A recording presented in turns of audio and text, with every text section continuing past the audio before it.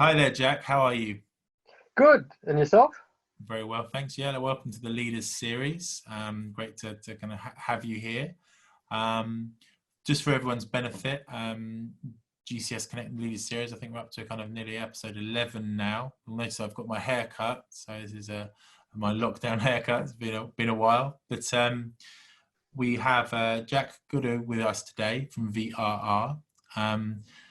GCS Connect Leaders Series is really about getting great leaders together to talk about their experiences and how those experiences are helping them as leaders, but also hopefully help other people watching to help them progress their businesses and create great kind of great teams and really push their businesses forward as leaders. So we've got some great people kind of involved so far. I'm really excited to have Jack here. Jack works for VRR, who are an IT and digital consultancy based in Germany. It's our first leader from Germany, so quite kind of excited about that.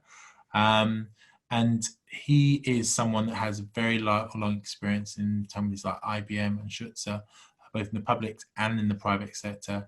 And something we're going to talk about a lot is about digital evolution as opposed to digital transformation. I think that's particularly important at the moment. So Jack, welcome. Great to have you here. I've been really looking forward to this one because I think this is a really important subject about how different organizations follow digital through and keep kind of evolving with that. Do you want to just quickly kind of introduce yourself, say the sort of things that particularly kind of interest you and that you're working within at the moment? Yep. Thanks, David. It's a lot of fun for me to be here as well and have a chance to have a chat with you. VRR Consulting is something that I've opened now myself fairly recently. Yep. I spent 20 years in the IT sector. I did 5 years in IBM in Australia. I did almost 15 years at Schütze AG here in Berlin. Sure. And based on my experience there, I've decided now to branch out and do a bit of stuff on my own. Brilliant. Start up my own company with a focus on digital evolution. And the focus here is not to finish one transformation project and start the next one, but to help organizations and the public sector, the healthcare sector, to really get a grasp of this evolution concept so that they are changing the way that the world keeps changing. You can't do a digitalization project and say in 6 months my organization will be digital, it'll be done, and then we can go on with our normal business. Yeah. That's an approach that a lot of companies have had in the past. They want to kind of, we'll do the digital sales transform, we'll make our sales pipeline digital, and then it'll be done. Yeah. But it doesn't work that way. And this is something that a lot of, particularly the public sector, hasn't got a grasp on yet. Yeah. And a lot of the bigger, older companies either. So that's our key focus, to kind of help with that on a technical basis, but also on an organizational basis. How do we get our organizational change to be able to repeat and to go on? And I guess, you know, we're going to talk some more about the public sector because I think it's quite interesting, but you've obviously got experience working in Australia and Germany. When you work in Germany, is it when you work the public sector, is it mostly in Germany, or do you work with different public sector organizations in different parts of the continent or the world? It has been mostly in Germany. We've done a little bit of stuff in other parts of Europe, into Poland and around about a little bit, but the main focus has been in Germany and in the public sector, either in kind of like schooling, things like this, and also in the healthcare parts. Germany healthcare is largely public sector, sure. So that's been the second key focus point. And would you say that the German public sector kind of digital side is advanced? You know, I spent some time in America last year, and you think about the banking sector in America, and it's not very digitally advanced. There's supposedly reasons around that, but they're changing that. But and in the UK, it's quite digitally advanced. Is the German public sector, you know, quite highly advanced, or is there lots of work to do, would you say? There is a lot of work to do. The public sector in Germany, kind of on average, there are individual parts of the public sector that are better than others. Yep. But on average, it's kind of 3 years behind the public sector. Sure. And there are reasons around that too, regulatory reasons. There are different legislation, different requirements, and all of the stuff that happened around GDPR was also a big kind of factor. Yeah, exactly. Slowed that down a little bit, but is now actually starting to speed stuff up again. So they are coming, but they're behind right now. Yeah, exactly. And I think it's just interesting to see. You mentioned big corporates and you mentioned the public sector. It's how quickly you can kind of transform big organizations, isn't it? And that's where you as a startup, as an entrepreneur, can kind of come in and ask the difficult questions, isn't it? Because sometimes that's what you need to do within the digital transformation. Yeah, well, this is kind of the thing.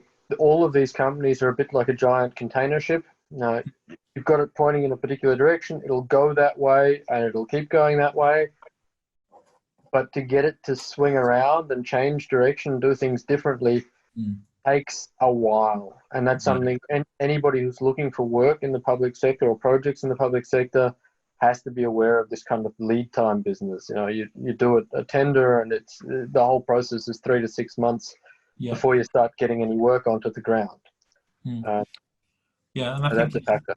I think it's really, really interesting. And I guess, in the certain kind of in the situation we're in now, particularly in the private sector, I'd guess that people need to move quickly in order to get the kind of cost savings and the efficiencies that come out of digital, and hopefully to make their business more competitive, because now the pressure's on, isn't it? Certain revenue streams may have finished. Consistency of your business may be out the window. So you need to react quickly, don't you? Yeah. And this ability to react and change, once you've gotten into a more digital frame and more into an agile way of working as an organization, it enables you to react a lot quicker. Yeah. If you're one of these companies where you need 6 levels of manager approval before you can buy somebody a laptop or something else like this, what's happened now with Corona and everything else, that's been a disaster for those companies, because they've had to throw all of their processes out of the window and very quickly try and change something without having a framework.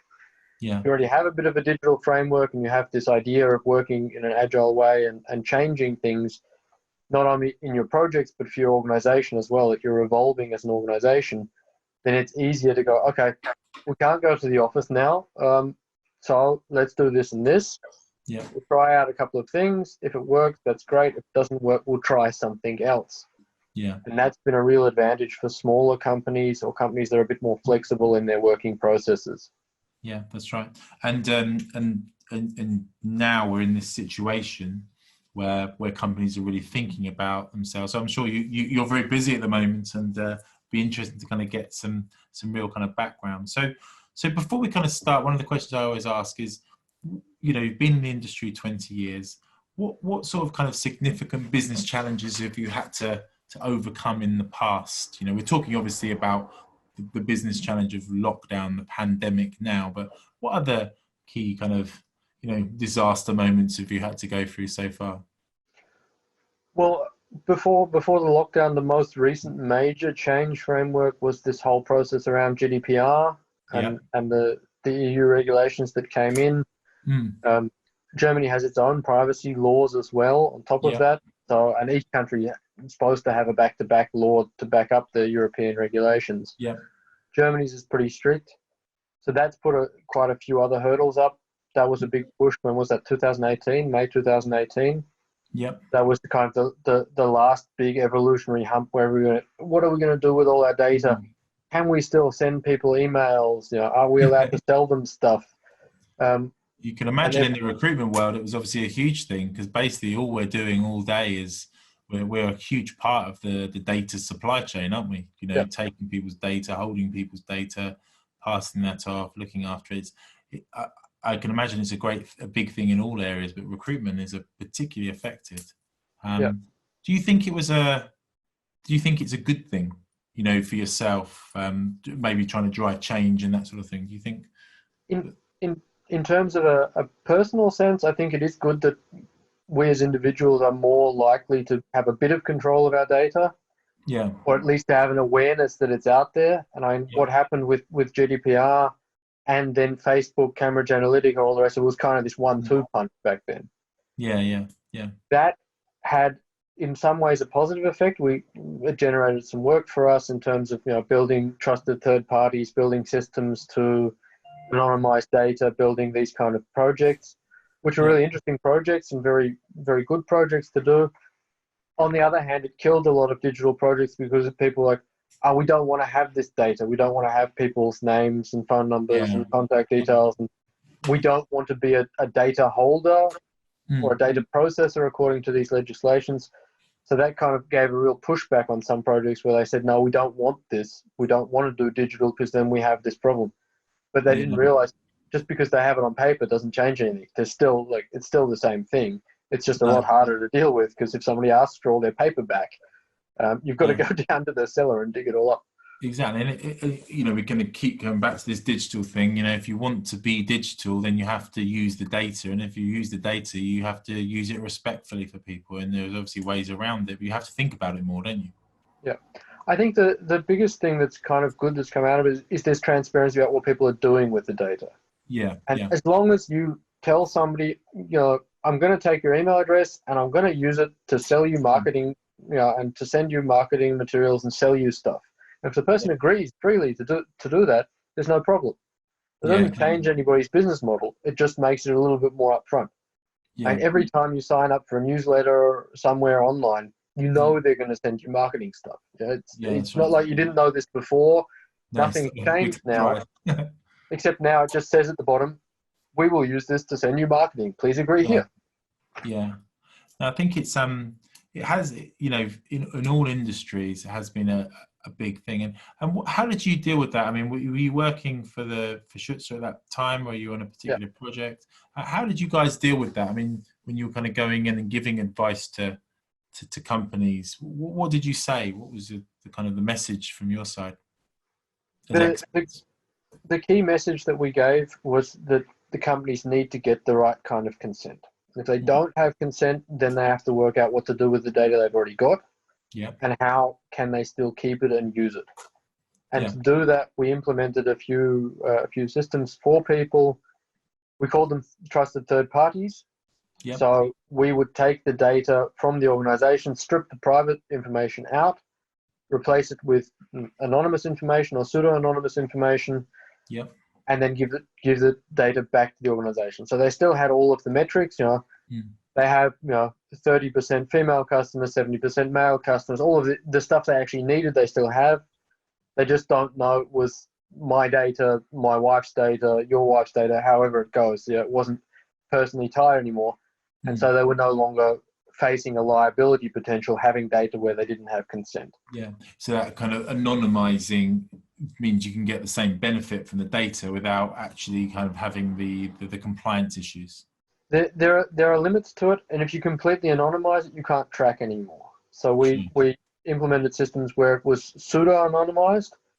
So we would replace the name with some other identifier. Yeah. Okay. But it would always be, so my name would always turn into 1278B or whatever it was. And so if there were new records being created by me in the system, they could still be added to my file, but anybody looking at this file wouldn't immediately know that it was my file. Yeah. And I guess, these sort of kind of experiences kind of prepare you for the kind of changing world that we see now. Germany hasn't been quite as affected as other countries. I know they went into quite a kind of strict lockdown. And as is usual with Germany and actually Australia, I guess they kind of both of them are quite strict, much more strict than Britain. But obviously it's driven. We've seen it within our own business, within GCS. Real kind of evolution of digital services. Do you think that in the market that you're in, this is a boom time, that people are much more open now to increase the pace of evolution of digital services? They are. The problem that we have altogether is that kind of around March, April, when things really started getting bad and this lockdown happened, a lot of companies took their purse strings and just went and completely tightened up. They went, and you would have seen this probably on a recruiting side too. They're like, we don't really want recruiters right now. We still need people, but we just don't want to pay. And it's the same in any of the project world. A lot of companies have just gone, we don't know how bad this is going to be. We have a ton of other expenditure. You know, we've got to get laptops for people. We've got to get phone hookups or whatever people need to work from home. And so they pushed money around. Yeah. It hasn't changed the project world. All these projects these companies had are still there. Yeah. They're just on hold. And they can't hold them forever. And I'm hoping that after the European summer break, that in autumn, things will actually really pick up, where companies go, okay, the health situation has become a lot better. Yeah. We still have all of these projects. We need to get on with stuff. We've seen what happens if we're not prepared, so let's do it now. Yeah. And that's my hope, that there's kind of an uptick then in autumn. That's right. And also, would you argue that things like digital services and kind of automation, that sort of thing, drives cost savings as well, which I guess could also be important at this time if you think about retail, you know, moving your services towards being an e-commerce retailer as opposed to a bricks and mortar retailer is obviously going to be incredibly important, isn't it?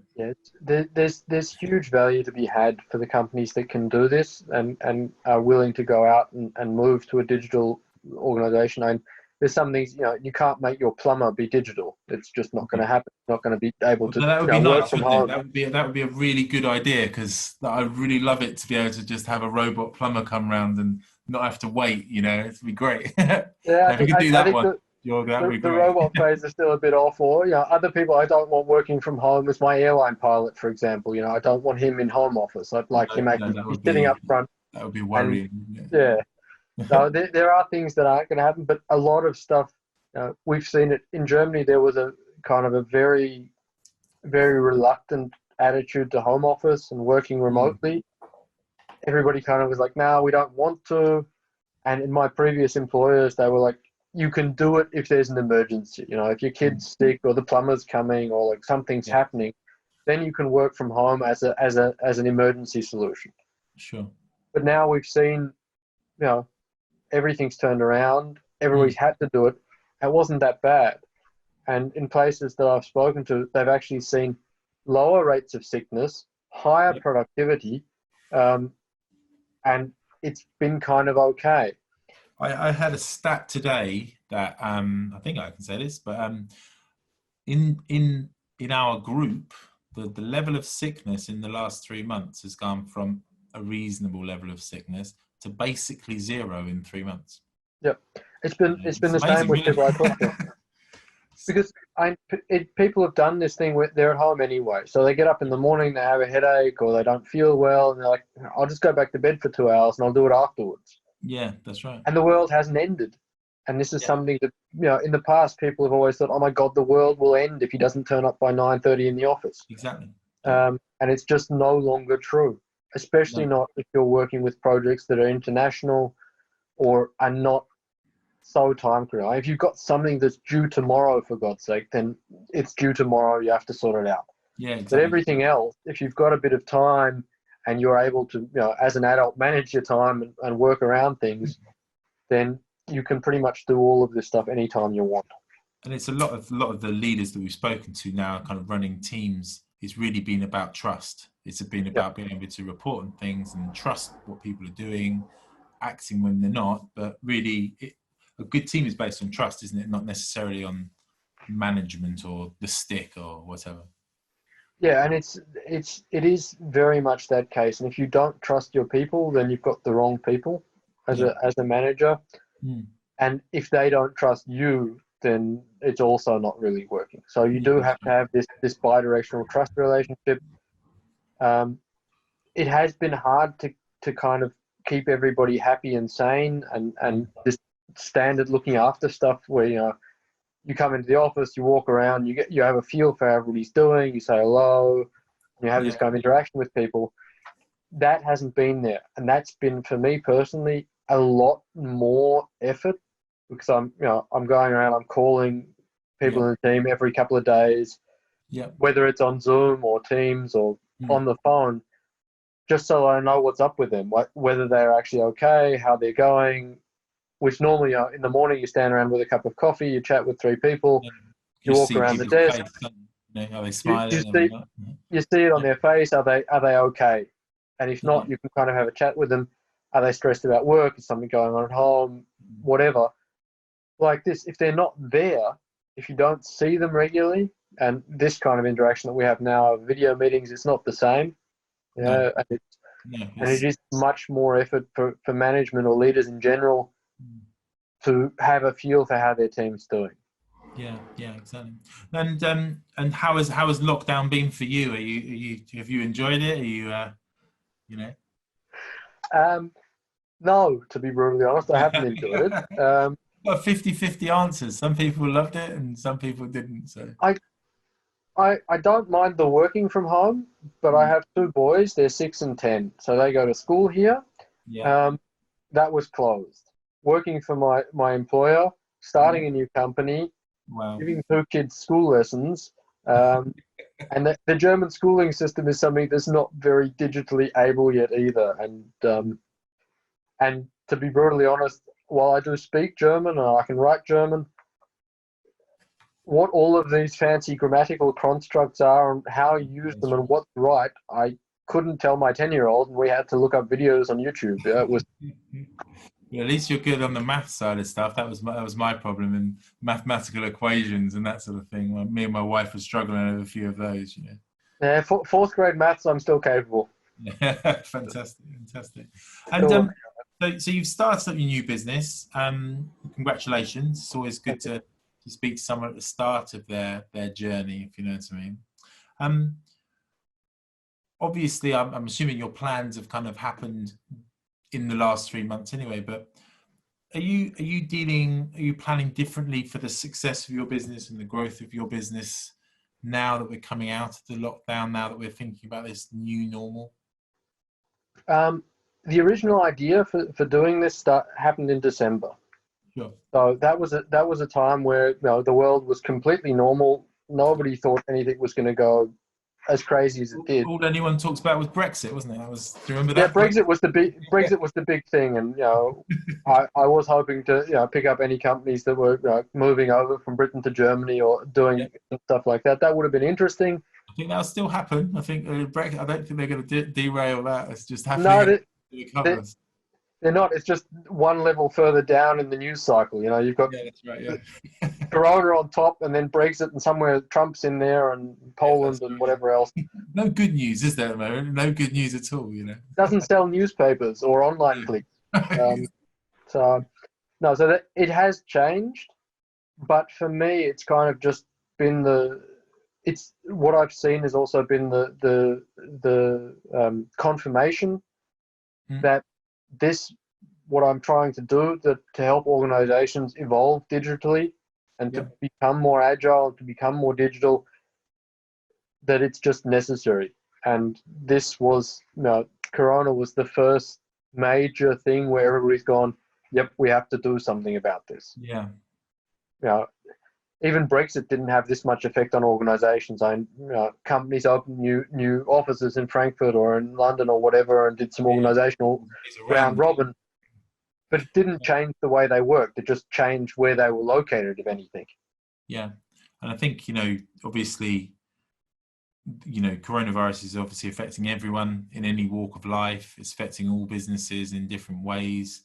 And like you said, Brexit, there's kind of solutions to it. And I think we're still thinking of the solutions, but even the solutions can't give us exactly what we had before, and I think that's really, really, really, really important. So do you think it's changed you or will change you as a leader? Obviously, you've had great experience running businesses, leading projects, working with clients. Do you think it will change you as a leader? Now we're in this new kind of more remote world, maybe more digital world. Yeah. So the real difference now is that we've had each individual has been remote. So from before, where you had teams in a certain city or a certain place that still worked together in a group and saw each other on a day-to-day basis, you've now got the situation where even if you live 2 streets away, you don't see each other, or you didn't for several months. And we're going back to the office with certain restrictions and everything else. But for that time, and not everybody's comfortable with that. if you're running teams of software developers that maybe sit at home and code and they don't care whether they see people, it's a bit of a cliche, I know, but some people work better alone and don't actually need everybody else around them. But other people, and depending on what industry you're in or what you're doing, you do need people around you, and you do need to be able to have this feedback. Yeah, interesting. I think I've discovered that I actually kind of work quite well on my own. I I kind of sit at my desk in the morning, work, finish, and that lack of distraction and that sort of thing. Sometimes, I mean, as a leader, I think it keeps your head quite clear in some ways to kind of make decisions and put together strategy as you're supposed to do. I don't know if you find that, do you? I found I've gotten more work done. So if there are documents that I have to write or something where I actually have work to do, then that's more effective. But in terms of, when I used to be in the office, I always joked about that I would just install a revolving door, because there was people coming in more or less constantly throughout the day, either giving me updates very quickly on things, this customer here that's going on, or we've made this sale, or whatever's happened. Or they were coming in with questions, or what do we do about this, or how we're going to go about that. And so that's been a change where I'm having to go and get more information from people, because they're not comfortable just calling on the phone and say, "Oh, Jack, can I ask you real quick about something?" It's one more boundary. But if they're walking past my door in the office and they just stick their head in and we swap 3 or 4 sentences, that was easier. So there's more effort for the communication. Yeah, exactly. And how do you deal with that? How do you deal with the revolving door? Do you stop the door, or just you think it's part of being a leader? It was part of my style of leadership. I was very happy to have people come in and out and kind of, my office was always a very open space where people came and hung out and either worked on the spare desk in my office or, sat around, had a chat. And that was actually kind of one of the things that was really great about our team, that we were kind of very interactive and worked very well together.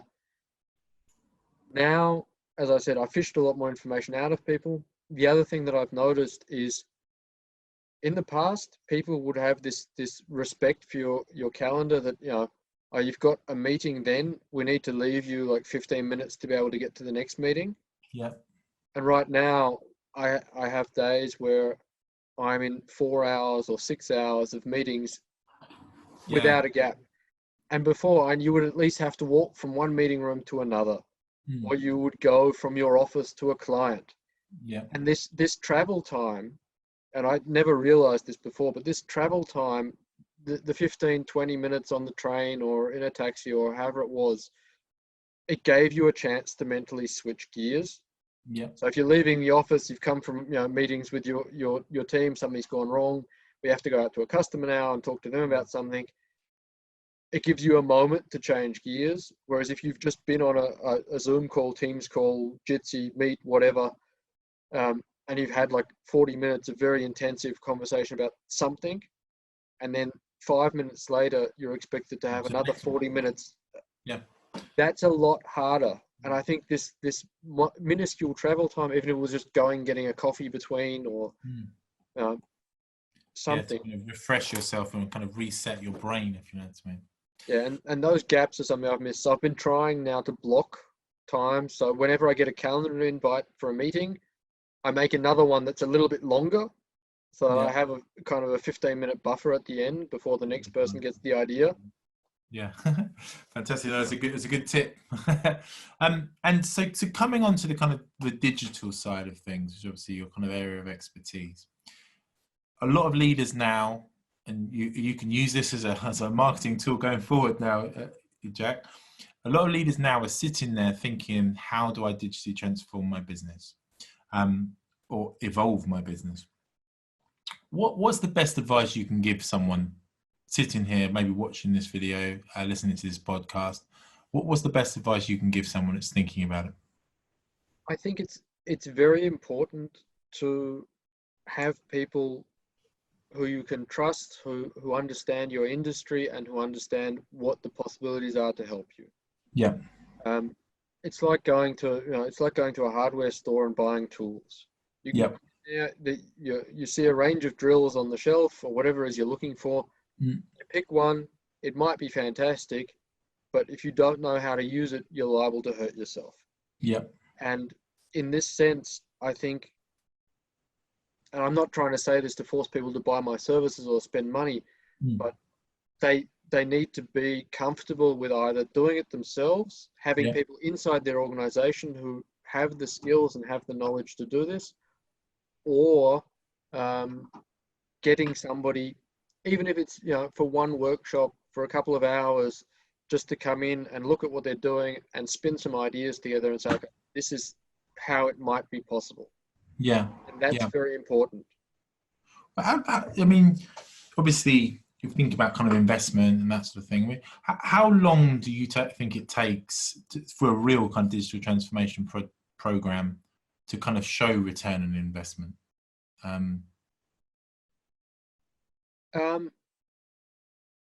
I would say you're looking at 3 to 6 months. It depends what you're doing. Yeah. And we've had companies that we've helped where they've transformed their HR process and their hiring process.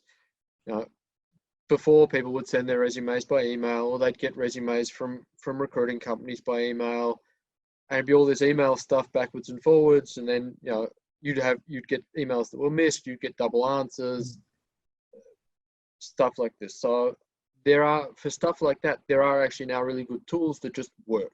Now you can buy a system more or less out of the box that does that. That's something that you can do kind of in 3 months or less, because there's a finished system. Yeah.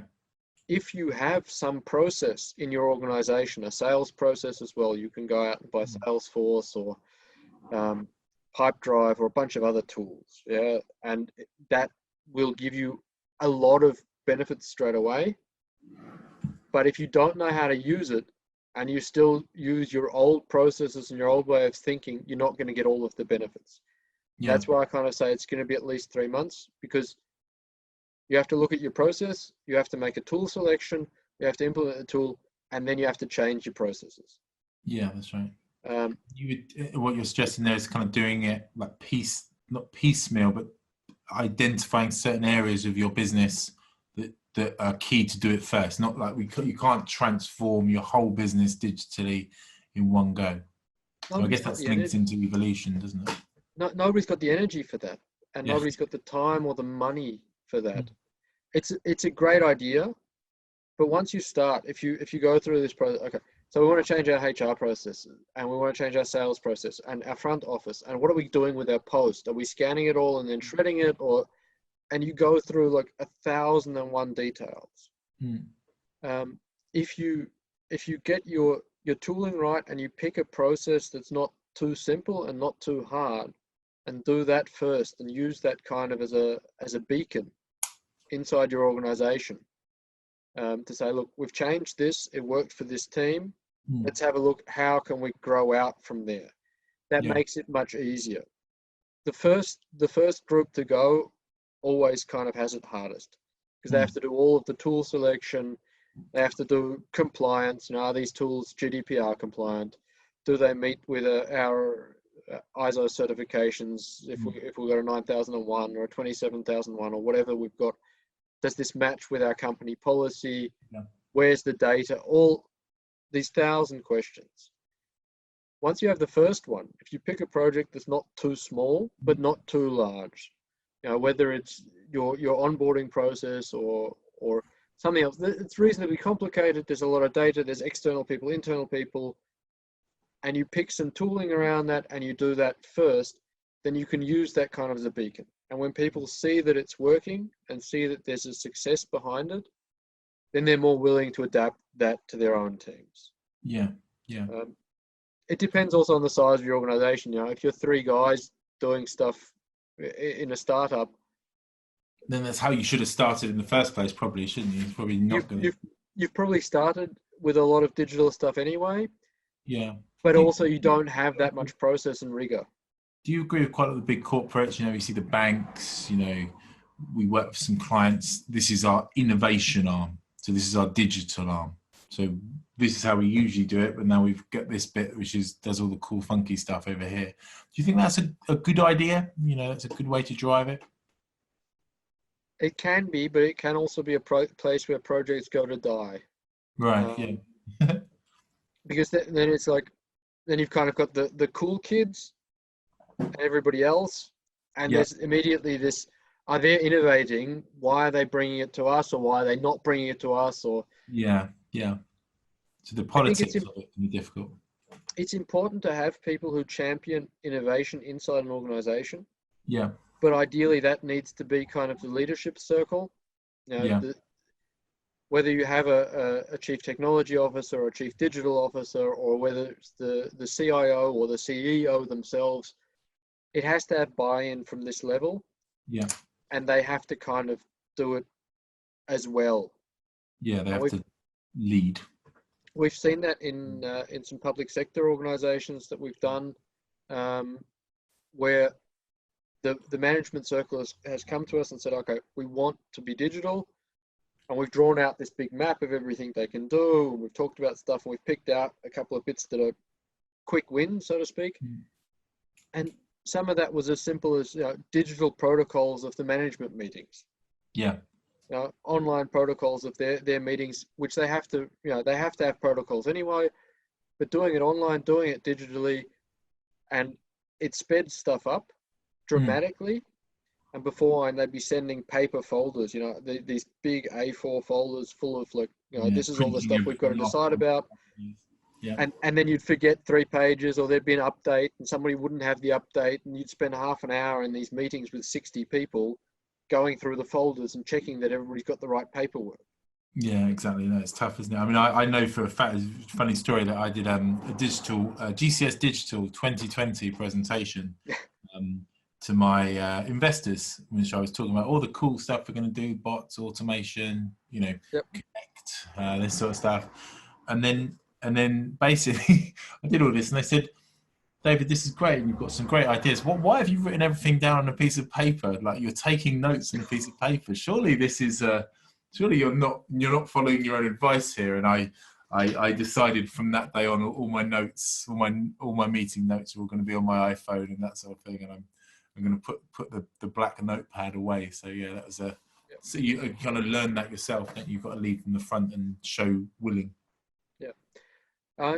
There are places where kind of analog works well. If you're doing workshops and stuff, and you're pinning stuff up on boards, and you're working with like 6 people and stuff, I haven't found any tooling where you can suddenly turn any conference room, all of the walls, into some kind of digital surface where people can work together. No, or it costs a lot of money. Yeah, but usually at the client side, they don't have those, or they don't want to spend the money for it, and they're not really hugely portable. They're not great yet either. So, and that's the last kind of question I have for yourself is, obviously you work in consultancy, you know, and you've worked a lot kind of client facing, which I think is something that we haven't had so many people on as leaders so far. How do you think it's going to change this? Does it change the way you consult? Does it change the way you work with a client now? And do you think it might make it harder because you can build that relationship less? It does change it, and consulting has always been a people business. You have to get along with each other. You have to have this rapport. It is harder to do in this setting. And, you know, I've had 3 or 4 months of practice now, so this is kind of getting better, but it's not the same as going somewhere. And especially brutal is if you're meeting with a lot of people. You know, normally you can look around the room, you know, you see the guy sitting there, like, I've got to win him or whatever. He's the one.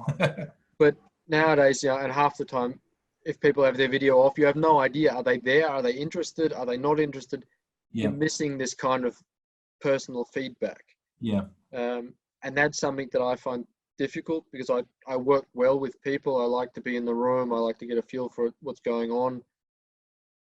And that's harder now. You know, if you're presenting to 5 or 6 people on a client end, and they're all in separate places, one of their kids comes in, one of my kids comes in, that's all great, but it's not the same feel as being in a room with 5 people. Yeah, so when we can kind of get back to that in some ways, to do kickoffs, to do kind of project reviews and that sort of thing, to do those key meetings, isn't it? Like we said, you can work harder, but there's certain things you can't do, isn't it? I think that's the key message. And I think there is going to be now a kind of a mix of these things. Yeah, we've seen that a lot of stuff works completely fine wherever they are.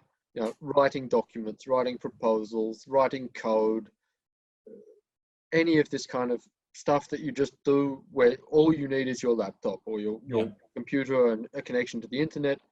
That I think will move more to being able to work anywhere. Yeah. And a lot of companies will realize, hey, we can save like 50% on floor space because we'll just just dump half the desks and people just have to kind of see when they need it, or we rip out half the desks and install meeting rooms. And when people need to come in, they book a meeting room. I think that's going to happen. Yeah, and I think this is a great use of the space, isn't it? You know, and it makes it a lot more interactive, much more collaborative in what we do. So it's been great to speak to you today, Jack. I think it's really, really interesting just thinking about kind of digital consultancy in this kind of day and age, and it's great to speak to someone who's really kind of dealing with the problems now, and it'd be great to maybe kind of catch up in kind of 3 to 6 months and see how the business has progressed and how these things are kind of going through. So thank you very much for your time today. It's been a real illuminating process, and have a great afternoon. Thanks, David. It's been great to talk to you as well, and I'd be very happy to catch up sometime down the track and hopefully tell you about all the success I've had in the meantime. Exactly. You're part of the GCS Connect leaders now, Jack. So it's all good. Okay. Thanks very much.